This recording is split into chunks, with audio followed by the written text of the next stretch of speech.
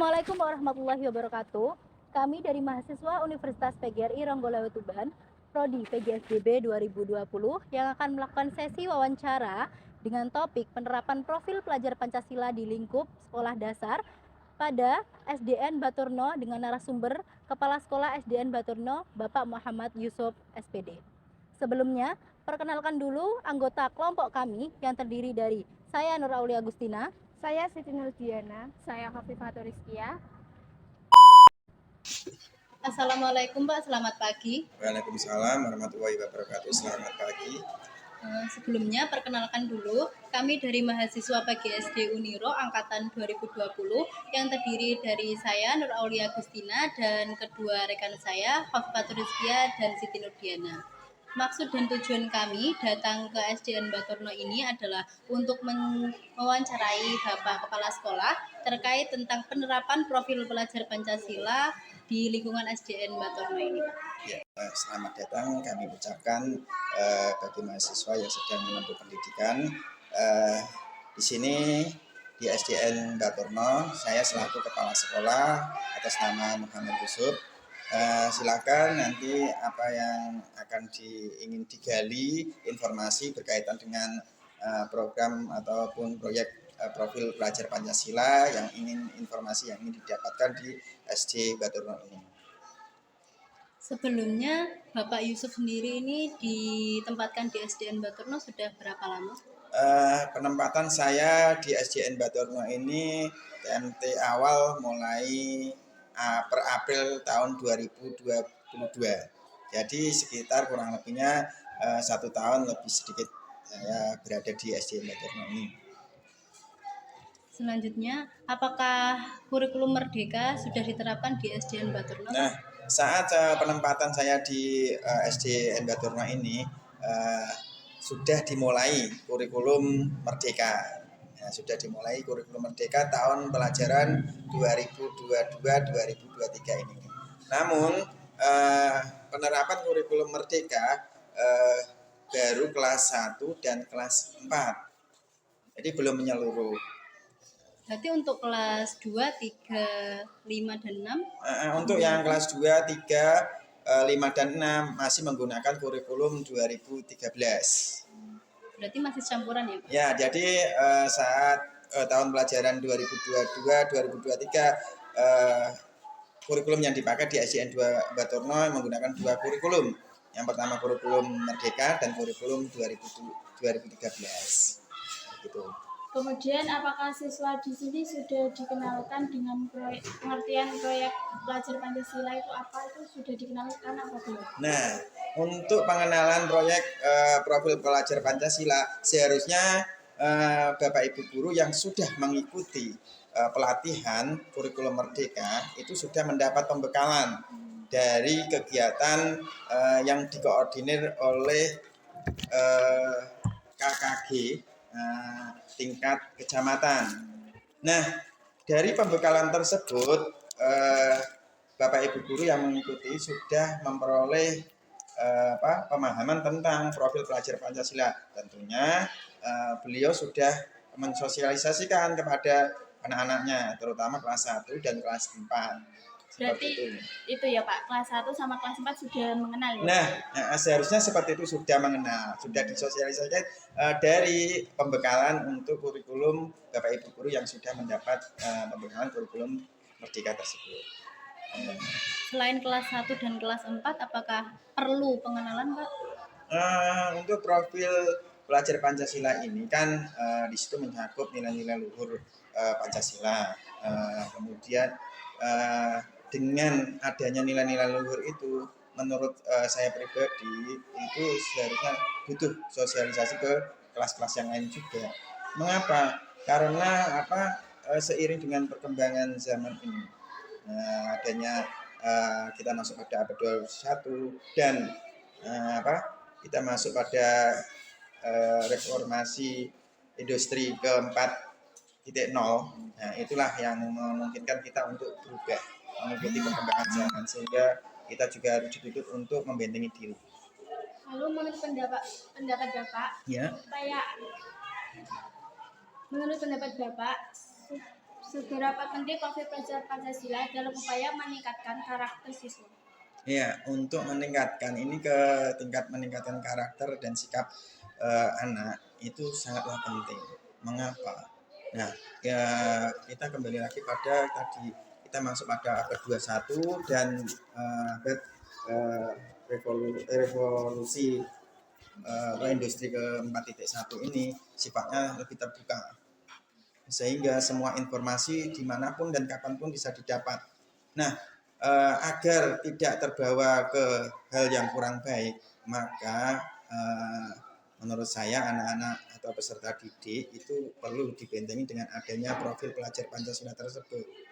Maka sangatlah penting bagi anak-anak untuk diterapkan atau untuk dididik sesuai dengan profil pelajar Pancasila tersebut. Selanjutnya, apakah perlu persiapan khusus untuk menerapkan profil pelajar Pancasila itu sendiri, Pak?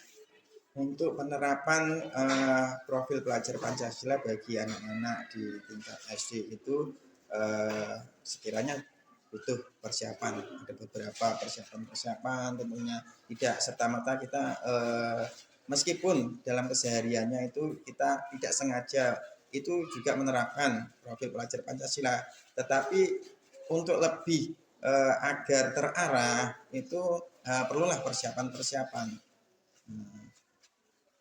Di antaranya persiapan tersebut, yang pertama mungkin mempersiapkan waktunya. Waktunya kapan toh itu yang harus dipersiapkan, waktu. Kemudian setelah waktu sudah disiapkan, kemudian persiapan yang lain menyiapkan materi pelajaran yang sesuai, yang harus dimasukkan, diterapkan profil pelajar. Oh ini ternyata materi ini ada bisa dimasukkan ke profil pelajar Pancasilanya di dimensi apa. Nah, itu kan bisa jadi persiapan temanya yang sesuai. Setelah penyesuaian tema, ada lagi yaitu ada instrumen-instrumen. Kita bisa mengukur anak itu ada perkembangan, itu kan karena adanya instrumen itu, sehingga kita bisa mengukur progresnya bagaimana. Itu yang terakhir adanya dukungan. Tidak ada dukungan dari pihak luar, meskipun ada dukungan dari pihak Bapak Ibu guru maupun seperti ada dukungan pihak luar dengan mahasiswa, itu butuh sekali. Nah, itulah persiapan-persiapan seperti itu yang mungkin sebagai pendukung untuk diterapkannya tadi proyek profil pelajar Pancasila. Kemudian itu Pak, tahapan mengelola penerapan proyek pelajar Pancasila di lingkungan sekolah itu seperti apa? Tahapan yang sudah dilakukan di sini. Yeah. Nah, untuk tahapan di sekolah ini belum sepenuhnya. Di antaranya sudah yang pertama sosialisasi dulu. Setelah sosialisasi menentukan waktu. Nah, ini dilihat dari kemarin, jadi mulai semester 1. Jadi tahapannya itu kemarin kan hasil akhir di semester 1 itu harus menampilkan proyeknya. Tetapi kemarin adanya baru sebagian. Nah, itulah dilihat dari tahapan itu di tingkat sekolah dasar itu baru sebagian diterapkan. Sehingga buku belum sepenuhnya proyek ini pengenalan secara utuh belum. Jadi untuk proyek profil pelajar Pancasila ini baru di semester 2 ini mau akan diadakan ada seperti pameran seperti itu. Jadi tahapannya jadi untuk di SD itu belum maksimal. Yang pertama tadi tahapannya sudah menentukan tadi sosialisasi, menentukan waktu, kemudian ada penyesuaian dengan materi pembelajaran, itu termasuk tahapan-tahapan di situ. Baru sekedar tahapan di situ. Jadi belum utuh sepenuhnya. Karena ini kurikulum baru gitu ya, Pak? Betul sekali. Jadi karena kurikulum baru, jadi masih adaptasi. Lalu perlukah diadakan sosialisasi lebih lanjut terhadap proyek profil pelajar Pancasila? Nah, untuk sosialisasi sangat perlu. Menurut saya sangat perlu. Mengapa? Karena dilihat dari perkembangan atau progres yang sudah terjadi kemarin dari semester 1, kemudian masuk ke semester 2, itu progresnya belum tampak sepenuhnya. Jadi di semester 1 kemarin juga masih setengah-setengah. Jadi pelaksanaan profil pelajar Pancasila ini. Nah, diharapkan untuk sosialisasi lebih lanjut ataupun ada seminar-seminar itu lebih baik diadakan seperti itu. Kenapa? Agar itu maksud dan tujuan apa toh yang sebenarnya terkandung dalam profil pelajar Pancasila diterapkan di anak sekolah dasar itu. Seperti itu. Berarti gurunya perlu sosialisasi, siswanya juga perlu gitu ya Pak? Nah, yang pertama kan yang perlu disosialisasi gurunya dulu, dimantapkan apa tuh maksud tujuannya profil pelajar Pancasila. Meskipun kemarin kan ada sebagian sudah mendapatkan yang kurikulum merdeka, kemudian anaknya juga sebagian sudah kelas 1 dan kelas 4. Nah, yang guru-guru yang lain kan agar mendukung hal tersebut. Nah, sehingga perlulah untuk ada sosialisasi. Selanjutnya, apakah perlu Pak ditambahkan seperti mata pelajaran khusus tentang proyek profil pelajar Pancasila kepada siswa agar siswa itu lebih memahami gitu loh Pak terkait ini? Untuk berarti ada tambahan pelajaran khusus yang Apakah perlu? berkaitan. Apakah perlu? Menurut saya untuk saat ini karena jam pelajaran di SD itu satu minggunya sudah memenuhi 24 jam minimal, sehingga untuk saat ini belumlah untuk menambahkan jam tertentu atau jadwal tertentu untuk yang profil pelajar Pancasila. Masih terintegrasi ke kegiatan intrakurikuler maupun ke ekstrakurikuler apa di situ. Jadi di sana jadi saat pembelajaran berlangsung ataupun kegiatan ekstrakurikuler kita terapkan yang tema-tema yang sesuai dengan profil pelajar Pancasila tersebut. Berarti masih diselipkan di antara pelajaran. Benar, seperti itu untuk saat ini. Mungkin kalau ke depan karena perkembangannya belum maksimal terlihat, bolehlah nanti ada ke depan ada rencana ke penambahan jam khusus untuk profil pelajar Pancasila ini. Kemudian menurut Bapak bagaimana cara penerapan profil pelajar Pancasila ini disesuaikan dengan kondisi di SD Baturna ini Pak?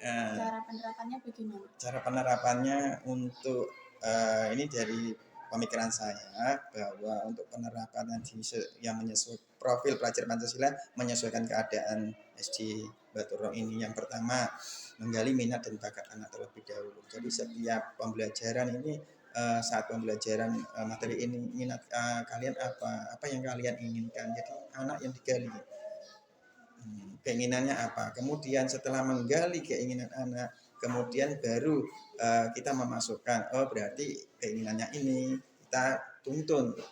Nah, kita tuntun, kita arahkan menuju ke profil pelajar atau dimensi Pancasila tersebut.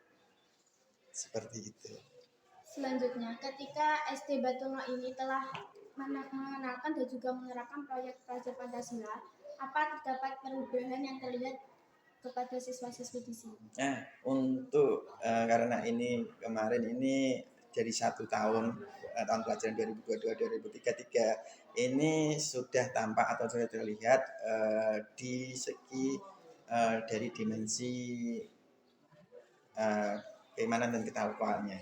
Jadi contohnya saja pagi berdoa kemudian membaca Asmaul Husna, itulah termasuk ke dalam integrasi ke profil pelajar Pancasila.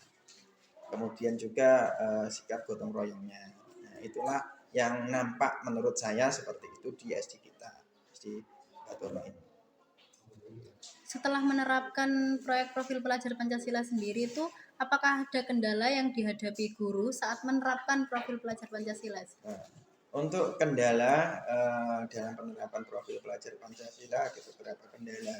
Yang pertama mungkin ketidaksesuaian, anak-anak diajak bersama-sama ada yang minatnya berbeda, sehingga untuk menjadikan satu tujuan profil pelajar Pancasila itu harus menyatukan dari perbedaan minat dan bakat anak tersebut.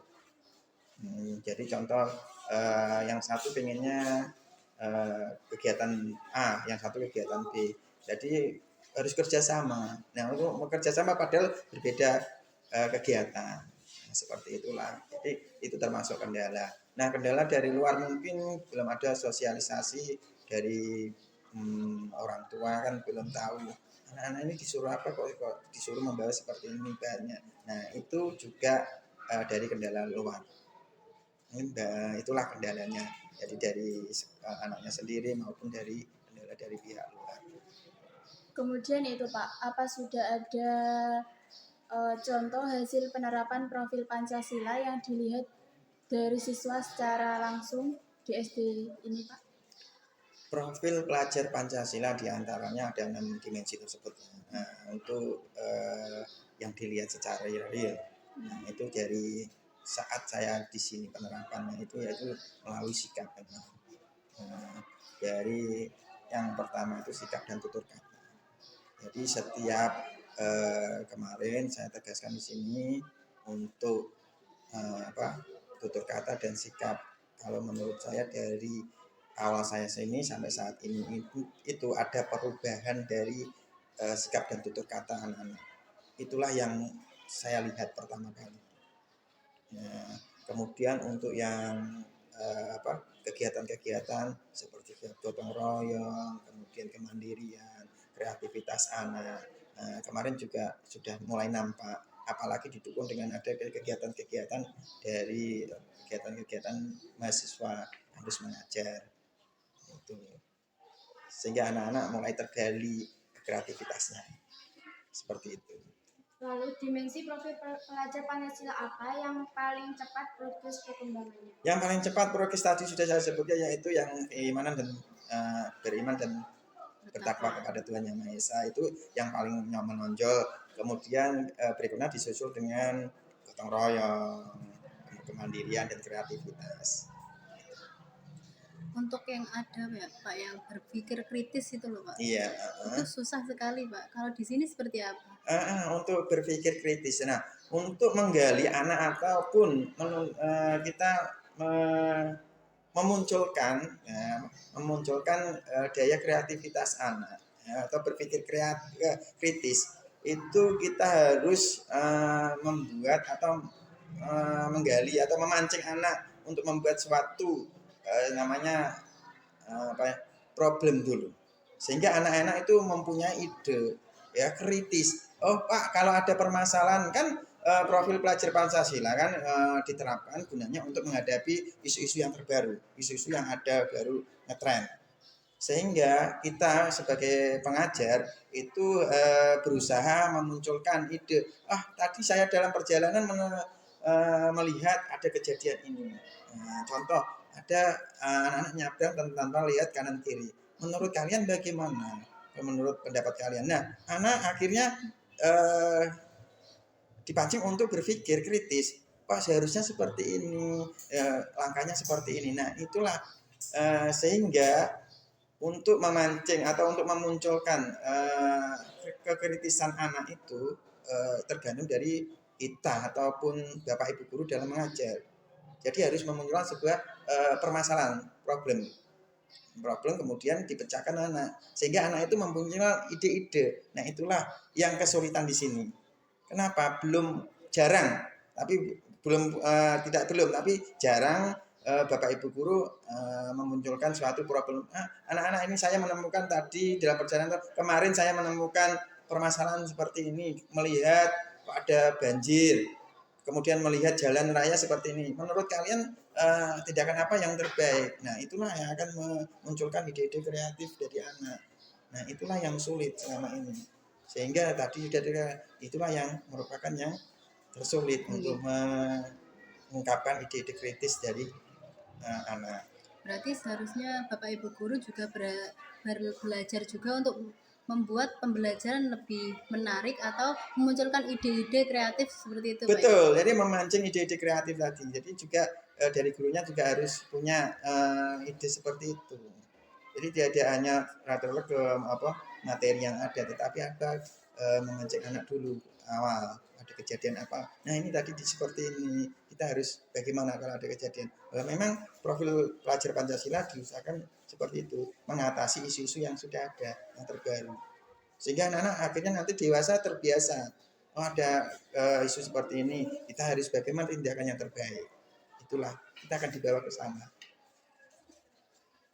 Kemudian itu Pak, di SD Batorno ini itu apakah ada inovasi baru agar siswa itu lebih tertarik untuk mempelajari tentang pendidikan sikap atau karakter. Iya, untuk inovasi-inovasi terbaru itu berupa kegiatan-kegiatan kalau di sini.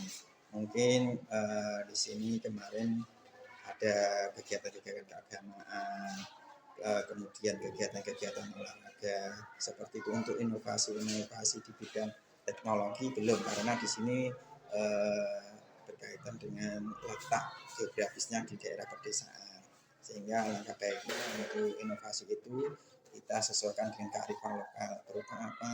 Berupa keagamaan. Kearifan lokalnya seperti itu. Karena di sini seperti tadi kemarin juga di saat itu ada inovasi baru oleh mahasiswa kampus mengajar juga, itu berupa saat Ramadan mengaji bersama. Itu termasuk inovasi yang sebelum-sebelumnya belum ada. Kemudian ada pembaruan. Nah, seperti itu. Nah, itulah terobosan-terobosan itu yang nantinya harapannya ke depan itu akan dilestarikan terus. Nah, Akan itulah termasuk. dikembangkan ya. Betul, dilestarikan dan tentunya ada perubahan, dikembangkan ke hal yang lebih baik. Selanjutnya, untuk meningkatkan capaian atau tingkat kemampuan siswa, apa saja tahapan pengajaran yang dapat dilakukan? Untuk meningkatkan capaian pembelajaran, di akhir suatu materi itu berarti menggali atau mencari tadi yang pertama bakat anak dulu, kemudian memanfaatkan beberapa aset yang dimiliki sekolah. Jadi yang pertama, anak ini bakatnya di bidang apa. Nah, berikutnya yang kedua yaitu tentang aset yang dimiliki sekolah. Aset banyak sekali. Jadi aset lingkungan, kemudian aset dari dalam sekolah ini apa saja yang dimiliki untuk mendukung pembelajaran tersebut. Untuk mencapai capaian pembelajaran di akhir, maka kita harus memperhatikan itu terlebih dahulu. Sehingga setelah kita mengetahui, oh minatnya anak ini belajar seperti ini, belajar di luar ruangan, kemudian pinginnya seperti ini, kita memfasilitasi, kita menuntun. Begitu juga didukung oleh dengan aset yang dimiliki oleh SD kita, SD Baturno ini. Nah, dengan anaknya inginnya seperti ini, kita punya aset seperti ini, manfaatkan semaksimal mungkin. Meskipun itu dalam kita berada di daerah pedesaan, asetnya mungkin terbatas, tetapi yang penting kita tidak memandang dari segi kekurangan, tapi segi yang kita punya, sehingga memaksimalkan aset tersebut. Apa yang kita punya, maksimalkan saja, seperti itu. Jadi untuk mencapai capaian pembelajaran itu memaksimalkan potensi anak dan memaksimalkan aset yang dimiliki oleh sekolah, seperti itu. Yang terakhir Pak, bagaimana cara mengatasi siswa yang menyimpang dari profil pelajar Pancasila yang dilakukan di lingkungan sekolah maupun di luar sekolah? Ya mungkin pernah mbaknya melihat penyimpangan itu dalam bentuk apa? Seperti kalau bahasa Jawanya itu misuh seperti itu Pak. Yeah.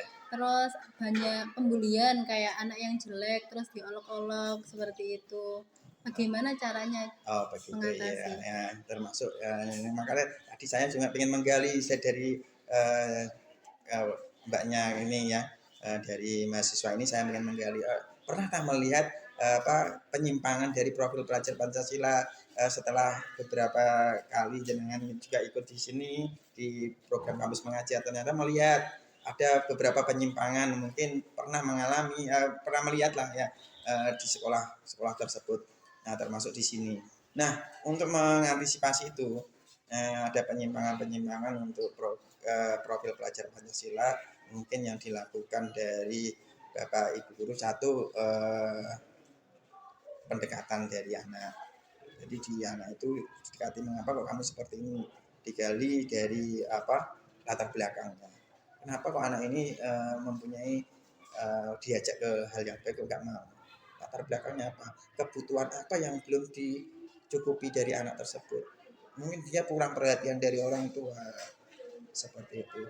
Seperti itu. Akhirnya kita mengambil langkah, kita butuh perhatian. Kemudian mengalihkan kegiatan-kegiatan yang kurang baik. Contoh anak ini mungkin kurang perhatian, sehingga di sekolah perhatikan, oke, kita ajak ke kegiatan-kegiatan positif. di waktu-waktu luang seperti istirahat kita ajaklah ke hal-hal yang positif seperti apa, mengajak ke olahraga boleh, atau mengajak ke kegiatan-kegiatan yang lain, sehingga anak itu selalu dituntut untuk hal yang baik. Nah, itu yang pertama. Kemudian tadi saat pembelajaran juga kita sedikit menyisipkan nilai-nilai luhur Pancasila. Jadi dari tutur katanya harus yang baik bagaimana. Setiap materi pelajaran kita sisipkan. Nah, seperti itu. Mungkin itu yang bisa saya sampaikan. Ada lagi? Sudah Pak, cukup wawancara kami. Mungkin ada tutur kata dari kami yang kurang berkenan, mohon dimaafkan. Ya, begitu juga tadi saat menyampaikan dari beberapa hasil wawancara hari ini bersama dengan mahasiswa dari Uniro ya, betul? Betul Pak. Semoga apa yang kalian lakukan kali ini dapat bermanfaat, sehingga apa kedepannya dengan punya gambaran-gambaran juga berkaitan dengan profil Praja Pancasila ini, berkaitan dengan riset yang mungkin mahasiswa lakukan. Terima kasih Pak atas waktunya. Ya, sama-sama. Demikian yang dapat kami sampaikan. Apabila tutur kata kami kurang berkenan pada saat wawancara, mohon dimaafkan. Wassalamualaikum warahmatullahi wabarakatuh. Waalaikumsalam warahmatullahi wabarakatuh. Begitu juga saya mengucapkan minta maaf jika ada tadi yang saya sampaikan kurang berkenan dari hati mahasiswa, sehingga kami sebagai manusia biasa mempunyai banyak khilaf. Saya mohon maaf.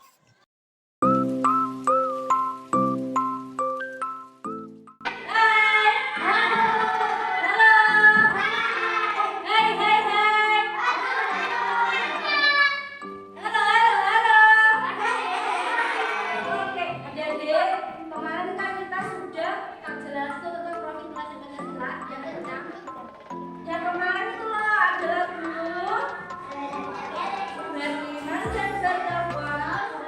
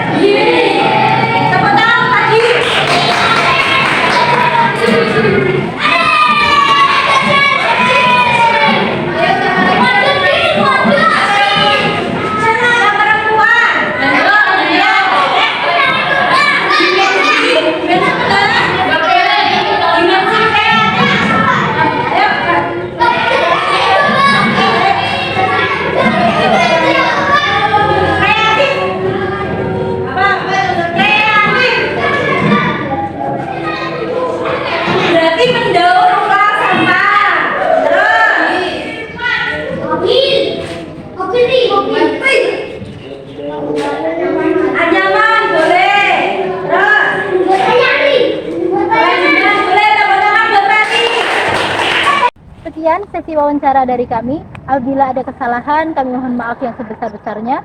Wassalamualaikum warahmatullahi wabarakatuh.